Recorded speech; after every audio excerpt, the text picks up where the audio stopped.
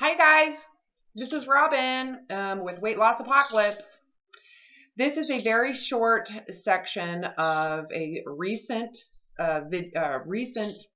session that I had with a client who struggled with what she believed and what she was taught to believe with sugar addiction and a food addiction.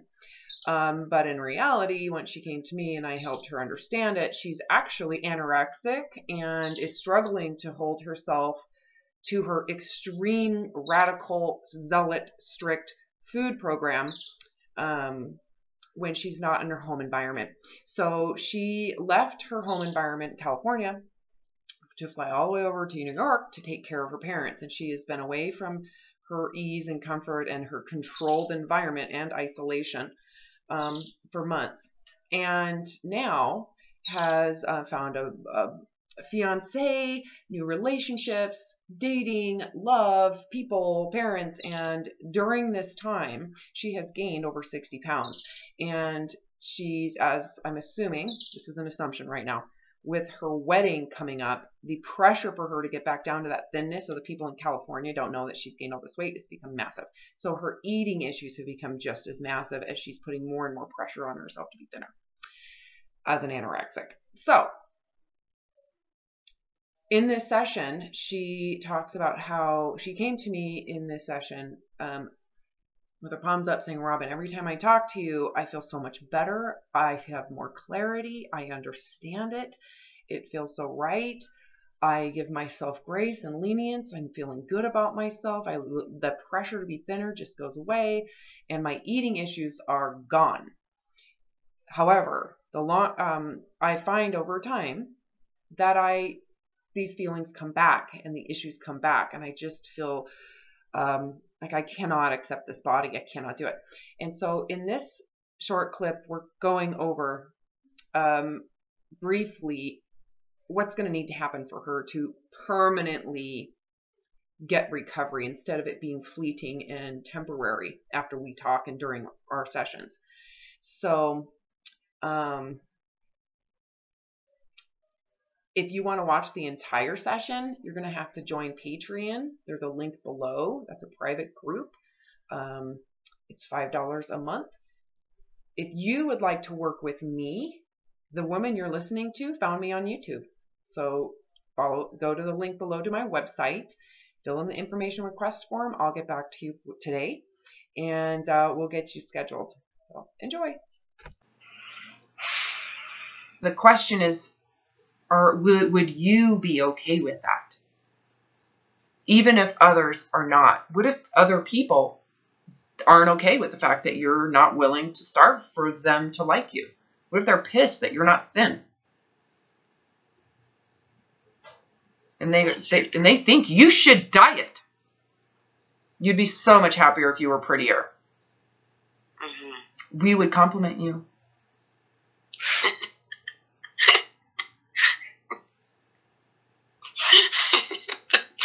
Oh, that's funny. That sounded like so shallow when you say it like that. But that's the feelings that you want. You know, when you hear it mentally, you're like, this is like junior high. But emotionally, it feels like, I want them to compliment me. I'm willing to hurt myself. I'm willing to starve for that. It's like this, you've magnified how important it is in your head. Yeah. Which is why you've magnified how horrible it is right now to be this size. Even though, has it really been that bad? Has it really been that bad? No, it's not. It's just I have to change my view about it. You know what I mean? I just have to. Well, the only way to do that, don't you agree?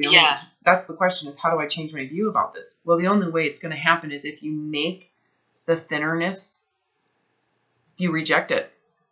Yeah. Reject it forever, right? This is where it becomes real. You have to internalize that you're willing for this freedom to be a failure for the rest of your life. Because that's what it feels like to the image. I'm a failure. Right. I would rather be a failure. And you have to feel that. I'm saying it. You have to ask yourself, without my influence, am I okay with that failure? if it means I'm free from ever having to play that role again, ever. And even if I was thinner, would I really want to play that role? Would I voluntarily play that role? Even if I was a thinner body, is that something I would want to promote? No. It has to come from your heart, not from the mind. Okay? There's a big difference between the feelings between the two. Your mind says, well, of course not. It sounds so terrible and immature. Well, what's your heart say? Even if you were handed a thinner body, knowing what you know about how it's impacted you, your mind, your soul, your life, your purpose, your focus, would you want to put thinnerness in a role of superiority? Even if you had it, would you play the role of superiority? Would you use it as your resume? I'm thin. Look at me. Right? Would you want to identify as a thin person?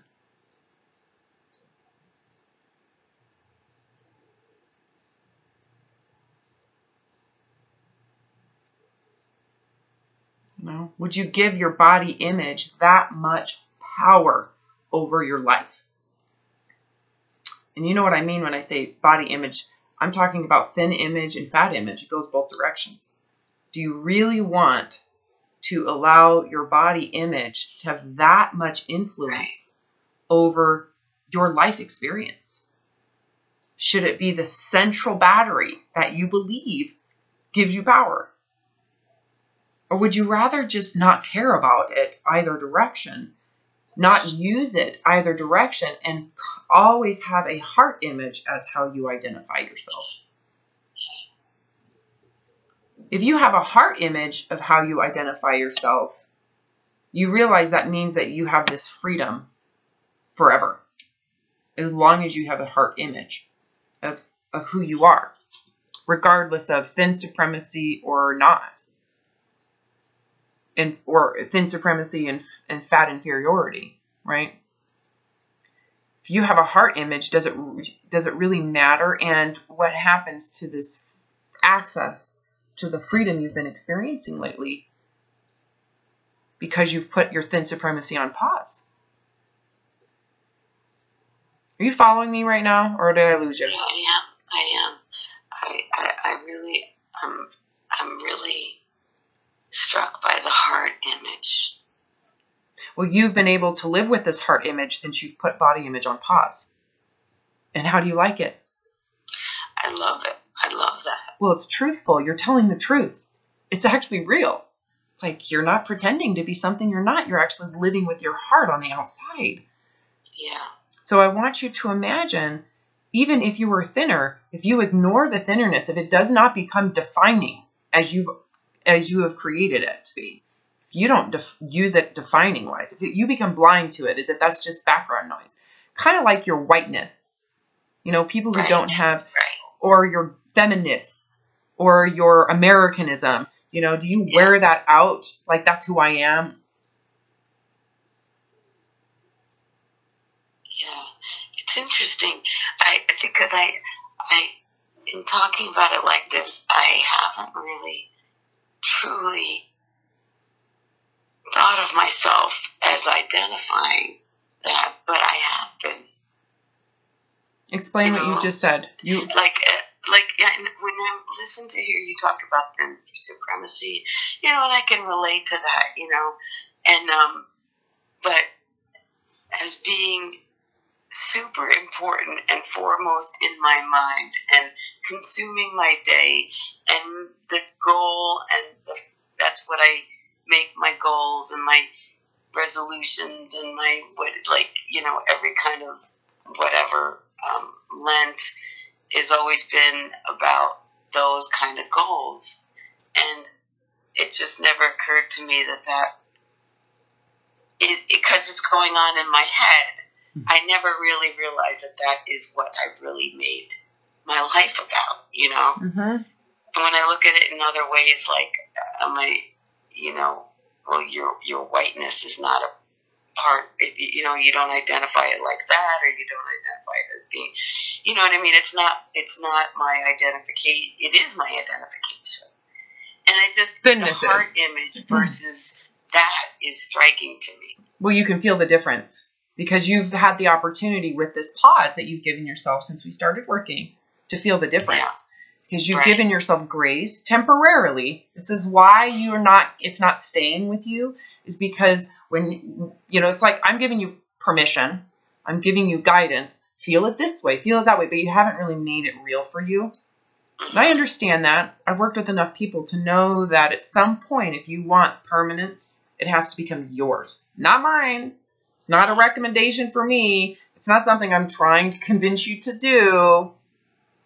You have to really go inside and ask, am I willing to permanently surrender the thin supremacy and the fantasy and all of that and all of this bullshit that comes along with it for permanent freedom to just be real?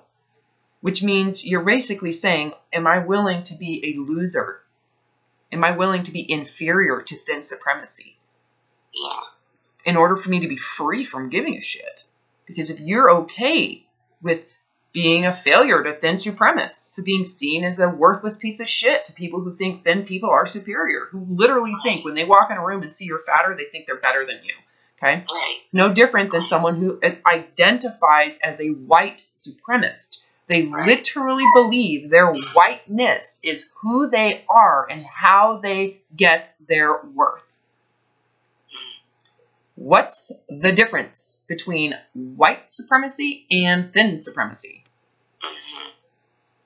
And because you're not, you know, fat, or because you're not thin, you feel inferior. So the question is, but this inferiority, if you're okay with it, it means that you're free now to just identify from the quality of the heart that you bring to the table. Yeah. But you have to be okay with the people who really want you to be thin.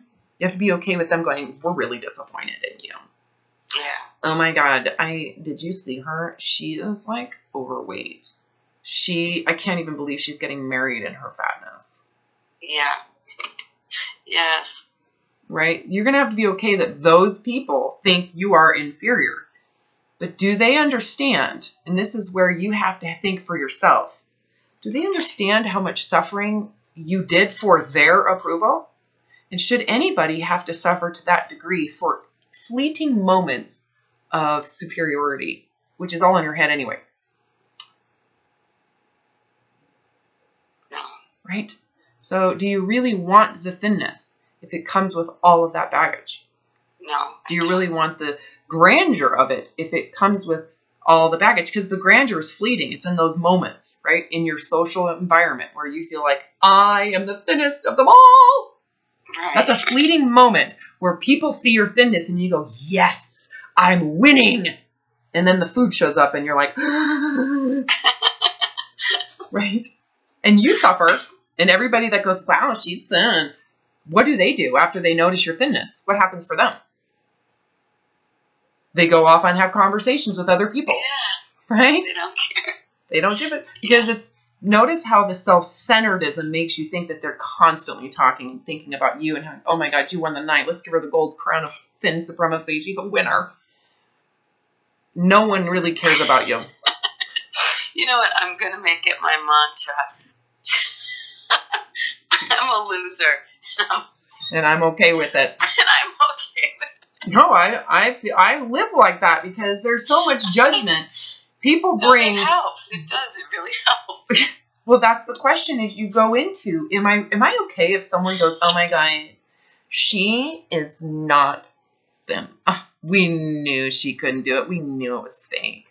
She isn't like gold statue. We knew. Ha! We caught her in a lie. Right. Go into the embarrassment of people finding out, and then what? What happens the moment you're embarrassed? They find out. Do you need to have an excuse? Do you have to go, hold on, let me let you know why I'm not doing this so that I can get your approval still? Yeah, let me let you know I'm still suffering. I'm suffering so much.